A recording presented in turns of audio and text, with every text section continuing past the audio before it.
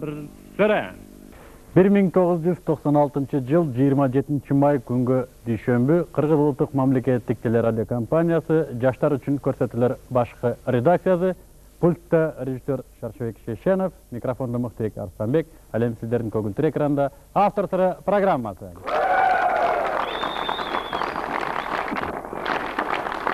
Рахмат. Бүгүн автор сыры программасынын иш планына алайык. Бүгүнкү биздин студияда дагы бир чоң тамга менен башталган автор деген наамга татыктуу инсандардын бири Манас Бердибеков конокто.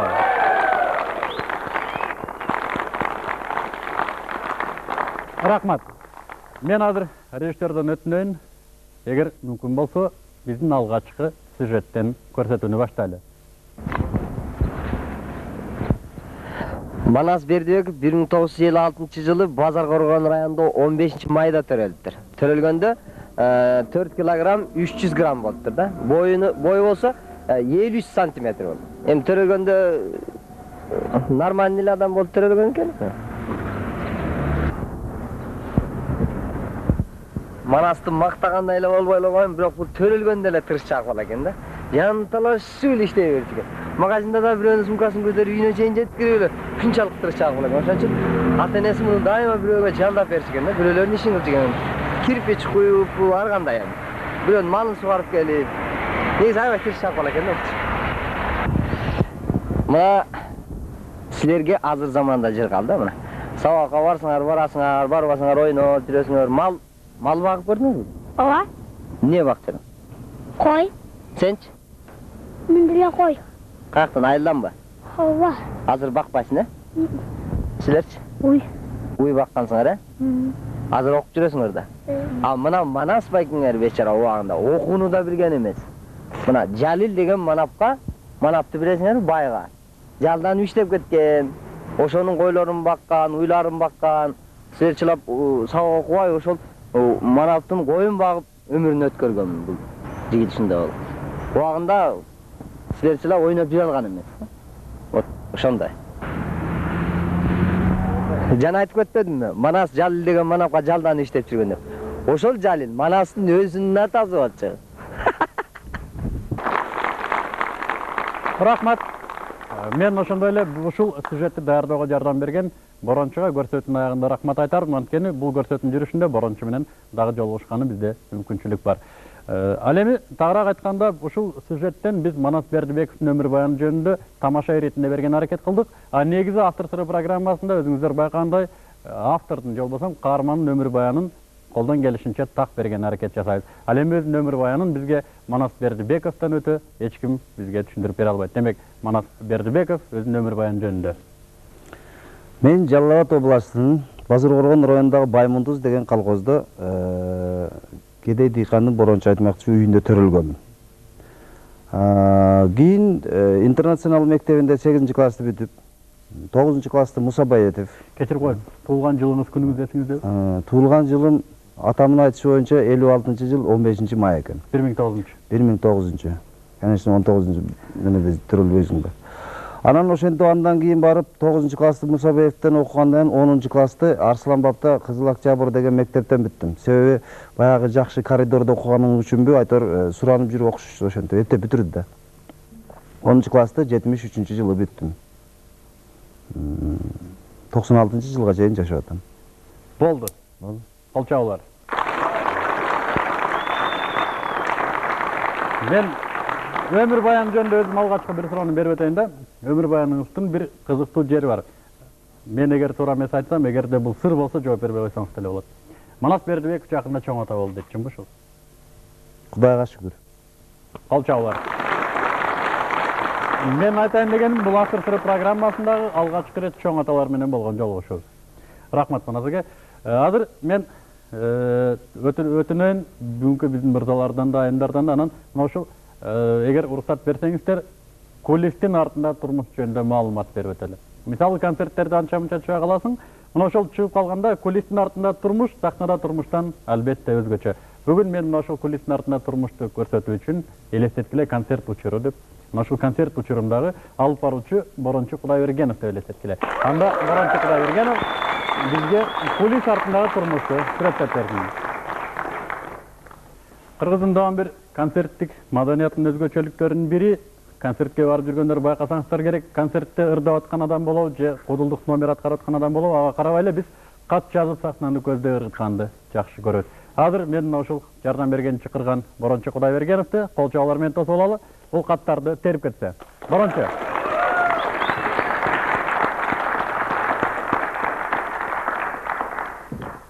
Кеткеле. Каттар чиптир окуп берем азыр. Кайра окуй берип каттарды да отурасыз. Так. Манасбай, азыр мен Манасбайын айтам, отурбайсызбы? Жана пиво алып келди? Алып келди. Гүлөж алып келди. Манасбайке, мен концерттен кийин камоктун жанында гүл кармап турам. Жүрөгүм сиздеп согот. Күтөм сени Жуалетта дейт. Жуалетта сыгы. Катра. Барат, ушундай каттар көп келет макеге. Эрмек. Келгек. Бай, кечек кыз кетти. Көрдүм. Экинчи рет. Көрдүм. Жашлап караңыз. Так, дагы бир суроо бар экен мындай. Манасбайке, сиз аябай зор ырдайт экенсиз. Бир концерттен көргөнмүн. Ушул концертте ырдап берип койбойсузбу? Манас ырдап элдин баары качып кетти. Сиз өзү ырдайбыз. Рахмат Борончо. Манас эге сизге суроо. Мен чындап эле бир жерден көргөнүм бар. Сиздин сахнада кадимкидей ырдаганыңызды айтсаңыз, ырдаган кыйынбы же кудулдук номер аткарган кыйынбы? Менимче экөө тең эле кыйын го. Анан ырдаганда деле баягы ырды түшүнгөндөн кийин ырдоо жолдорун баягы колунан келбеген адам өзү эле жыйыштырып койгон жакшы. Себеби вокалды окуганда мени жайлоо жалгасыны окуткан. Ырдын техникаларын деле билип, менин техникам жетпегендиги үчүн кыйын экенине бааладым. Демек, сиз үчүн ырдаган кыйын. Ырдаган. Азыркы убакта ырдаган оңой болуп калды. Фонограмманы жаздырып туруп эле чыгып оозун кыймылдатып коюш, ал мени өлтүрөм да чындыгында. Эми жакында мен да ойлоп атам, ушу кудулдуктагы фонограмма менен кылсам. Кол чабуулар. Рахмат. Анда кезек кайрадан биздин кулистин артында турмушта. Бергел. Дагы бир суроо берейин. Вазелин деген номуруңузду аткарып берип койсоңуз. Вазелин. Муну качанкы Вазелин эскирип бүтпөдүңүзчү? Манас Бердибековдун кандайдыр бир деңгээлде планы барбы? Мен бир жылда мынча чыгарма чыгарышым керек. Же болбосо мен 10 жылда бир чыгарма чыгарышым керек деген. Иши кылып бир графикке ылайык чыгарма чыгат, өзүнчө бир жолу барбы чыгарманы чыгаруу? Чыгарманы эч качан планга койбош керек. Бул өзү болбойт. Себеби дегенде бир жылда 10 чыгарма чыгарам, 11 чыгарма чыгарам деп эч ким айта албайт. Чыгарманын чыгыш жолу бул мисалы үчүн жакшы досторго жолугуп же жөнчө компанияларды же болбосо жакшы бир китеп окуганда, кино көргөндө, көчөлөрдө кетип атып ушундай көрүнүп калган жерлерден чыгармага бир аздан реплика, үзүндүү-үзүндүүлөр чыга баштайт да. Анан баягы элге топтоп айтсаң, бирине бири уланып отуруп чыгарма пайда болот. Сиздин чыгармачылык өмүрүңүздө деги эле бир убакыт болдубу? Бир да чыгарма чыкпай калган, айталы 1 жыл, 2 жыл дегендей. Болду. Турмуш шартка байланыштуу андай кездер бир эмес 2-3 жолу болду. 1 жылдап, 6 айлап жакшы бир күлкүлүү нерсе таба албай калган күндөр болот экен. Бул учурда сиз эмне менен иш кылып аттыңыз? Эмне менен алек болуп аттыңыз? Ал убакта үйдөгү огород болот, башка нерселер болот, такта-пакта менен иш кылган жолум бар кичине. Ошого алаксып отуруп көңүлүң көтөрүлгөндөн кийин анан чыгарма келе баштайт, өткөндө эстейсиң. Демек, Манас Бердибеков үчүн эч кандай норма жок. Коркпойсузбу? Кайсыдыр бир күнү деги эле сизге чыгарма чыкпай калат деп? Жок. Эгер дагы каттар түшкөн болсо, кезек каттарда Карап коюңуз жакшы эле, Нормально. Аябай. Сонун татынакай эле болуп турасың. Агала болуп калбапмы? Жок. Нормально. Сонун жакшынакай эле. Ал замок. Нормально эле. Жакшы. Болду. Кана Манас канамы? Татынакай Манас, эмне кыласың Манас? Бул записканы окуп бердим. Азыр келет, өзү билет номерин. Азыр чыгыш керек болду. Манас эч кечикпейт номерин. Ичкен эмес беле? Ичпейт, ал такыр ичпей калган. Мына биякта да суроо чыгат. Манасты дагы бир жолу чыгарып койсоңор. Мына эми жок. Кана Манас деп. Азыр 20 жыл болсо мен кийин чакырып келем.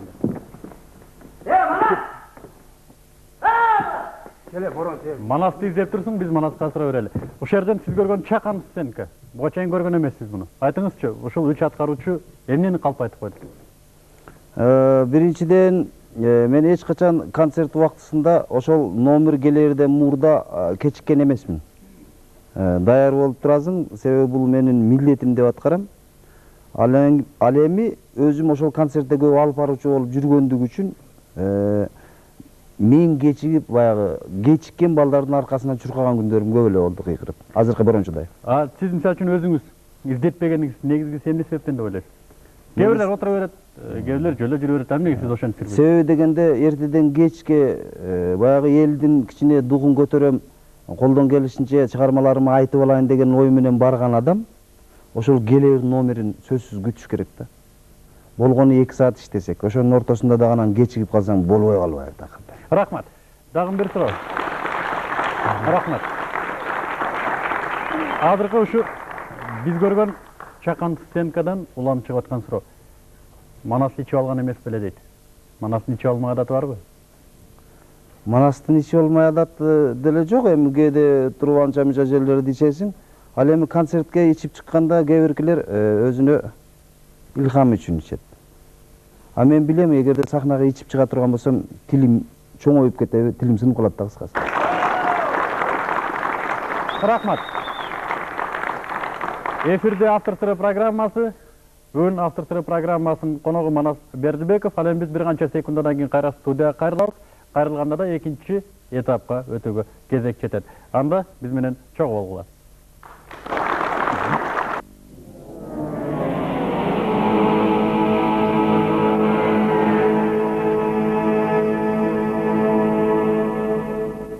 Автор сыры.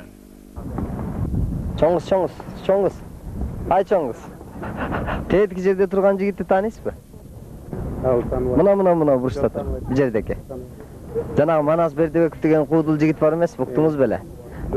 Ошол жөнүндө кандай оюңуз бар, ушул жигит жөнүндө бир айтып кетесиз? Бул жигит жөнүндөбү? Манас Бердибековдун менде таланты бар. Талантын сүйлөйм, мага жөн жагат. Эми баягы кемпирлерден багылган пародировать эткен. Билесиңер, мен ал актерду билбейм аны. Вообще алар жок тааныбайм. Качпай тургула. Бир минут. Здравствуйте. Здравствуйте. С праздником вас. Не. Вы не так не думали. Вот того парня знаете, вон того очка. Вон того. Не, вон того парня. Вон вас. Можно вас? Мына жерде турган жигитти тааныбайсызбы? Жок. Манас Бердибеков деген бир куудул жигит бар эле бизде Кыргызстанда. Билбейсиз? Анда кечирип коесуз. Манас деген куудул билбейсиңер? Жок, аны бирок азын көрө элек болчук. Манас деген Бердибек, жогуга элекмин ии. Ошол жигит деген угуп жүрөм. Келдибекти угуп жүрөсүзбү? Ана Бердибегин уга элекмин. Ошол бекен? Билек бекен. Ошо.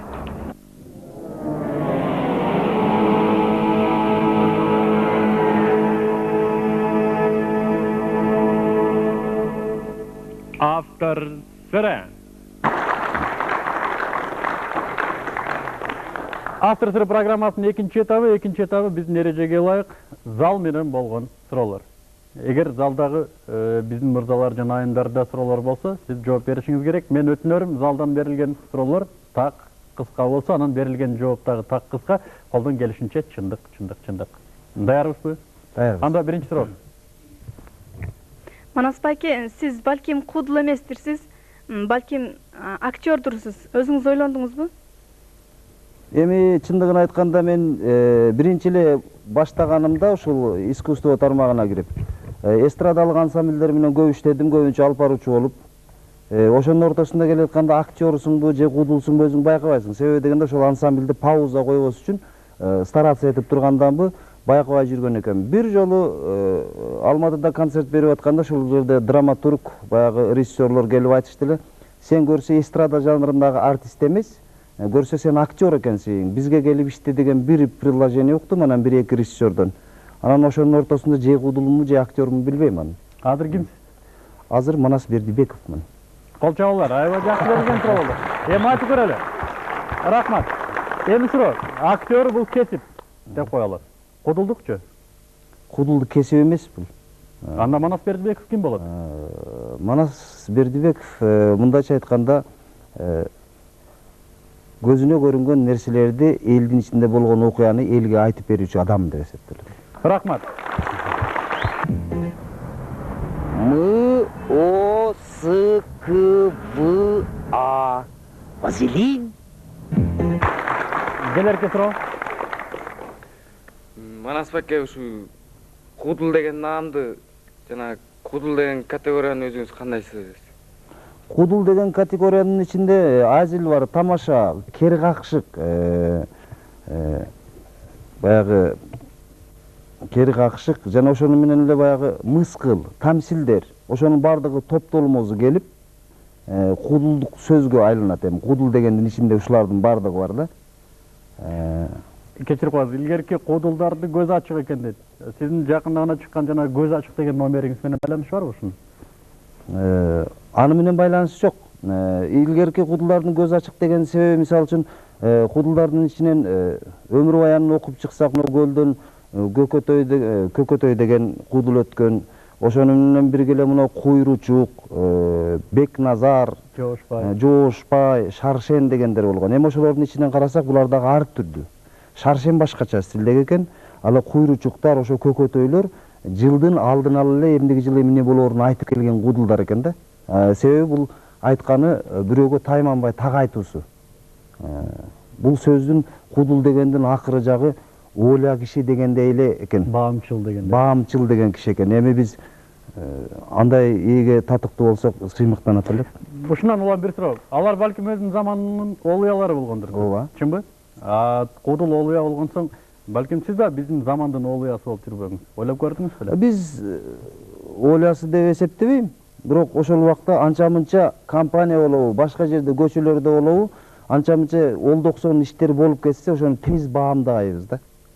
Анан баамдап туруп кайра өзүнө айтып берсең күлөт. Азыр могул жерде мындай болду го, эмне болуп кетти буягы десең, күлөт сөзсүз. Рахмат.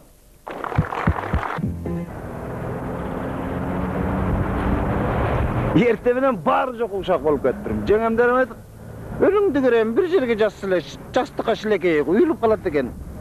Наскisi чечип ыргытсаң дубалга жармашып калат экен. Элдин пайпага жылтылса муну сынып калат, турбайбы? Анда кезек келерки суроо. Суроо. Манас байке, сизге суроо, ушу сиздин чыгармачылыгыңызга эл күлөбү же күлбөйбү? Ушуну элдин астына же экрандын астына чыгаарда өзүңүз кантип билесиз? Болчолор суроо. Иним жакшы суроо бердиң. Чындыгында эл күлөрүн, күлбөрүн биз билбейбиз заранее. Ошентсе дагы баягы көчүрүп калган окуяларды биринчи биз досторубузга, сага окшогон инилерибизге көрөбүз. Эгерде күлгөн болсо, ии өтөт турбайбы дейбиз. Гүлбөй жини келип кетсе айтпай эле коебуз. Мисалы үчүн, рахмат. Жөн эле колун көрсөтүп койсоң деле күлө берчү адамдар бар да. Ошондой инилериңизден угуп калып, ишенип чыгып алсаңыз анан. Кетет. Мисалы үчүн менде Расул Маматкулов деген иним бар. Ар бир окуямды ага айтып берем да, ага кээде сөөмөйөн көрсөтсөң деле күлө берет. Анан бир окуя айтып берген эле. Мына көз ачыктын чыккан себеби, бир адам көз ачык болуп, жаңы баягыга киришип, шаарга келип эми азан айта турган жери жок да. Балконго чыгып, анан кийин баягы жай намазды жайып туруп, анан кулакты алып, Аллаху акбар деп сүз жактан бир орус кыйкырыптыр да 4-чү этаждан. Чё ты орёшь? деп бакырган экен, шарп токтоду. Пошел ты, козел. Алло деп кайра улантыптыр да. Ушуну айтып берсем Расылаева келди. Рахмат. Ушундай карасам, бир кыз келет, оозу помидор. Помидордун ортосунан эле экөө өлүп койгондой да. Көзүн карасам, көк мөк кылып боеп койгон экен. Ачыктаганы болгам деп коем. Же күйөөсү мас болуп келип, экин түшүрүп койду деп ойлодум. Чачты карасам, прическа чөмөлө, мына ушундай үйүп таштаган. Басып келсе, кыз эми эле бир гитара келеткандай да. Да, суроолор барбы? Суроолор барбы дагы? Микрофон берип койсоңуз. Манас байке, сиз эң алгачкы чыгармаңызды кайсыл жылы, качан, кайсыл жерде баштадыңыз эле?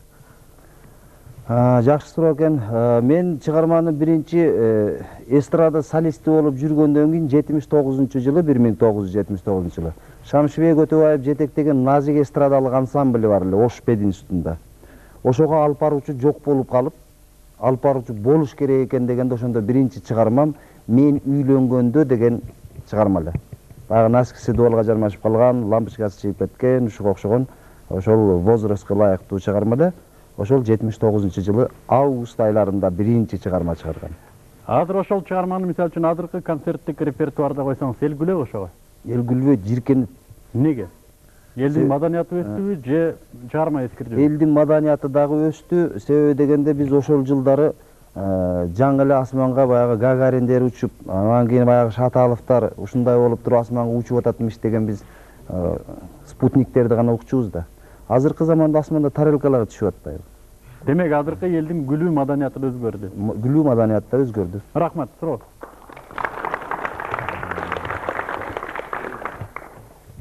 Манас байке, ушул сиз куудулуктан башка бул бизнес, коммерцияга кандайсыз? Элестетип көрсөңөр, азыр жооп бербей турсаңыз өзүңөр карап көргүлөчү. Манас байке коммерсантка окшош бир кебети барбы? Өмүрүмдө носки да сатып көргөн эмесмин. Башка мисалы үчүн күмөндөрдүн өзүнүн амплуасы, өзүнүн стили бар.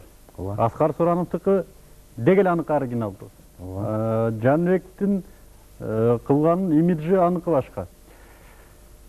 Айталы, мен Манас Бердибековду мурда кийин көргөн эмесмин депчи. Мага 2-3 сөз менен түшүндүрүп берсеңиз, Манас Бердибеков деген кандай кудул? Ошол биз айткан кудулдардын ичинде элеген стили. Стили болуп аткан турмушту баяндоо эле. Жөнөкөй гана баяндоо. Жөнөкөй эле. А элдин күлгөн себеби эмнеде болот экен? Мисалы үчүн, мисалы ошол нерсени мен чыгып баяндасам мага күлбөйт болуш керек. Мисалы үчүн элдин күлгөн себеби кээ биркилер бар, Жаныбек Алыкулов же башка күмөндөр кетип аткан болсо, ошону караган бойдон кетип атып столбага жармашып калат да. Кайра өзүнө туура берсең күлөт анан кийин. Мисалы үчүн ошол эле нерсени элемент, ошол элементти мен турасам эл күлбөйт. Эмне үчүн Манас Бердибеков тураса күлөт? Эмнеде ушуну сурайт? Просто менин өңү түсүм мындай көрүнүшүм ненормальныйга окшош болсо керек. Рахмат. Мен автор сыры программасынын кайсыдыр бир чыгарылышында ошол Күмөндөр Абыловго бир суроо бердим эле. Кудул болуш үчүн эмне керек адамга, кандай сапат керек деп. Сизге да берип көрөйүн ушул суроону. Кудул болуш үчүн адамга азыркы шартка байланыштуу көп окуш керек экен. Сахнанын өзүнүн тажрыйбаларын, ошонго чыгуу жолдорун, эмнелер керек экенин толук түшүнгөндөн кийин ошону менен бирге эле көрө билүү, ачык бетке айтуу. Бетке айтпаса шыбабайт. Кудулдук деген искусство тармагынан айлантып келип түшүндүрүү. Көбүнчө баягы жаман сөздөргө караганда айландырып түшүндүргөн бул жол ушул эле болсо керек. Мен түшүнүшүмчө сиздин ээлеген позицияңыз элди тарбиялоо. Чынбы? Ошондой деле болот го. Кандай элди тарбиялоо? Элди тарбиялаш кыйын. Просто ошол өзүбүздүн эле элдин баягы байкабай калган жерлерин эле көрсөтсөң ошо тарбия кете берет деп ойлойм. Рахмат. Мен мүмкүнчүлүктөн пайдаланайын. Азыр бүгүн студияда турган Манас Бердибековдун өтүнүч боюнча бир жолу өтүнөлү. Өзүнө жаккан бир чыгармасын аткарып берүүнү өтүнөлү. Макул деңиңерби? Тааныбасаң деле кандай чыгармачылык ийгилик өзүнө? Если мен аны тааныбасам, мен каяктан билем? Колон эми эмне? Иштеринде ийгилик. Дагы чыгармачылык боло берсин. Кыйын куудулбу? Кыйын куудул. Жанагы термечкип шашы дейби? Ошондойбу? Же куйручук, же жоошпайын. Ошол аталарыбыздын жолун жолдоп келет. Ай, баракелде, ошондой болсун. Биринчиден ден соолук каалайм, ошондой эле чыгармачылыкка ийгилик каалайм. Ошентип Кыргыздын да жеке эле кыргыз элине эмес, башка элдерге да таанымал куудулдардан боло берсин. Мына мисалы үчүн азыр менин жакшы көргөн чыгармаларыңан бирди айтып бер деп Мыктыбек айтып кетти. Жакшы көргөн чыгармалар себеби любой адамдарга айтып аткандан ал бардыгы эле жакшы, эгер өтүп атса. Мен эми азыр чыгарма айтып бербейли, башыман өткөн турмуштан бирди айтып берейин деген оюм бар. Мына 78-жылы мен жаңы Фрунзеге келгенимде, Бишкекке. Бир жыл шаарда жүрүп, кичине опытный болуп каласың да, туурабы? Жаңы келгенсиң. Айылдан 3 үнүм келип калбайбы? Алардын аттарын деле өздөрү деле ошо телевизордон азыр көрүп турса керек, Адылбек, Садырбек, Капар деген болгон окуя. Баягы шаарда анча мынча келбеген балдар эси ооп эндирип, кыздарды көрүп, жигиттерди көрүп делдектеп келетканда тамашалашкым келди. Биринчи эле көчөгө жетелеп чыкканда эле Россия кинотеатрынын алдында светофор бар эмеспи. Ошол жерге карасам баягы сары свет жанып турган экен, көрүнүп коеюн дедим да. Кызыл жаныш керек да. Токтогула. Азыр менин базар коргондон 3 үнүм келип туруп, токтогласам бардык машиналар тизилип туруп калды эле. Делдек өтүп кетишти баягы жерденчи. Анан сыр бербей кеттим. Россия кинотеатрынын алдына барсак баягы суулар бар эмеспи? Газ водалар. Ал убакта 3 тиындык аябай көп болчу студент маал. Анан жанына жетелеп келдим дагы, бери күчөөнү алып келип туруп, суу ичесиңерби десем, ичебиз дейт. Акырын билгизбей колумду коюп туруп алып бирден 3 тиын салып. Тигини жуу, кой.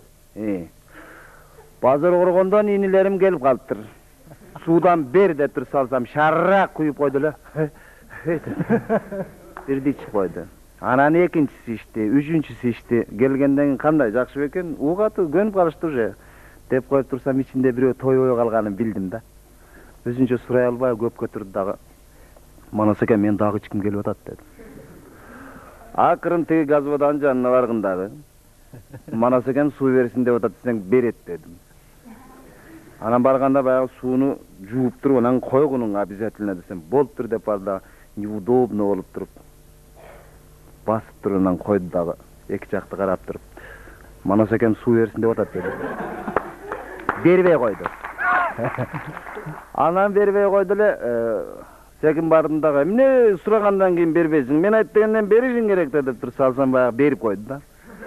Кийин ошол балдар перевал аркылуу баягы машина менен келишкен да. Келип анан институттарга тапшырып, кулап калып, байкуштар самолетко билет алышыптыр дагы, мага келишти. Манас эке, самолетко өмүрүбүзгө чыккан эмеспиз. Ошон үчүн самолетко чыгышыбыз керек, кантип чыгабыз дейт. Эчтеке эмес. Жөн эле перрон деген жери бар, баягы кирип атканда билет текшерет. Бул жерден билетиңерди жыртат, киресиңер, жып-жымач болуп чечинесиңер. Таразага тартат. Түшөсүңер дагы кирип кете бересиңер. Дейт анда Капар деген инем. Анда путту жууп алыш керек экен, айтып атат. Анан жетелеп барбайм. Жетелеп баргандан кийин сырттан карап турсам, манас кетпей туруң деп тизилип кетип атышат. Анан чечинбедик го дегендей көз карашта карап атат да мени. Анан деп койдум, чечиндирбей турбай деген болуп, алдында ошо Капар кетип атты эле. Баягы сумкасы бар да, таразага поставь деди, доор саяр, поставьты өзү чыгайын деп алды. Шаар желкеден куда деп түшүрүп койду, мен ошол жерде темирге артылып калдым, алар учуп кете беришти экен. Рахмат. Урматтуу телекөрүүчүлөр, урматтуу мырзалар жана айымдар, мына ошентип автор сыры программасы өзүнүн ишин аягына чыгарып атат, бирок биздин көңүлдү жылыткан дагы бир ой, мына ушундай кудулдардын бири Манас Бердибеков, чоң тамгадагы автор деген наамга татыктуу киши бүгүн бизге студияга келгенине мен аябай ыраазылыгын билдирем. Урматтуу телекөрүүчүлөр, бүгүн бизде студияда Манас Бердибеков болду. Келерки автор сыры программасынан жолугушканга чейин саламатта бололу. Асман ачык, жер тынч болсун. Рахмат сиздерге.